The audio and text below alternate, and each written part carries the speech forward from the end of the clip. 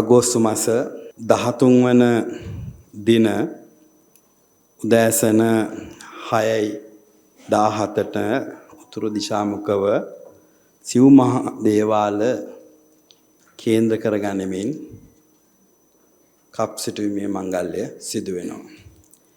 එදින සිට පුරා දින 5ක් එනම් අගෝස්තු 13 වෙනිදා සිට අගෝස්තු 17 වනදා දක්වා පුරා දින 5ක් තුල සිව් මහා දේවාලයන්හි අභ්‍යන්තර පෙරහැර පවත්වනු ලබනවා.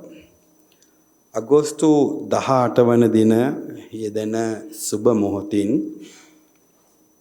පළමු කුඹල් පෙරහැර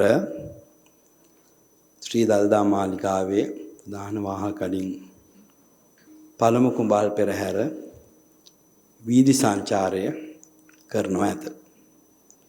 අගෝස්තු මාස 18 වන දින සිට අගෝස්තු මාස 22 වෙනිදා දක්වා පුරා දින 5ක් කුඹල් පෙරහැර පවතිනවා.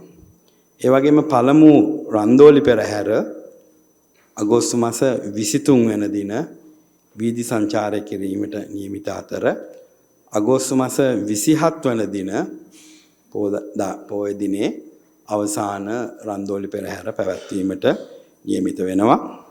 ඒ වගේම පසුදෑ උදෑසන සිව් මහා දේවාල මගින් දිය කැපීමේ මංගල්‍ය ගැටඹ තොටේදී පවත්වනවා.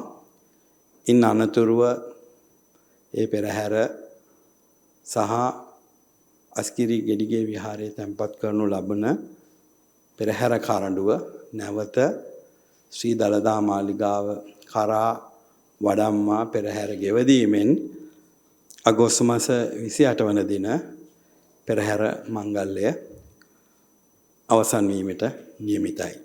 ඒ වගේම එදිනම සවස පෙරහැර සාර්ථකව පැවැත් වූ වගට සඳහන් පෙරහැර සංදේශය අධිකරු ජනාධිපතිතුමන් වෙත ජනාධිපති මන්දිරයේදී බාර දීමට නියමිතයි.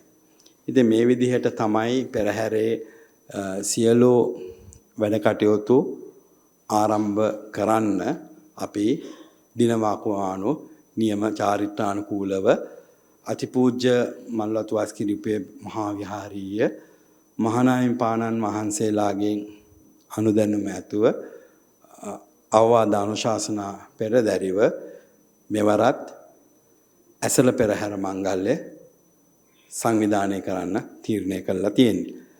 මේදී වෙනද වගේම අලියතුන්ගේ සහභාගීත්වය, ඒ වගේම නර්තන කණ්ඩායම් වල සහභාගීත්වය වෙනදා වගේම සම්පදානුකූලව උඩරට සම්පදායන්ට අනුකූලව පැවැත්වීමට සියලු කටයුතු මේ වන විටත් සංවිධානය වෙමින් තියෙනවා.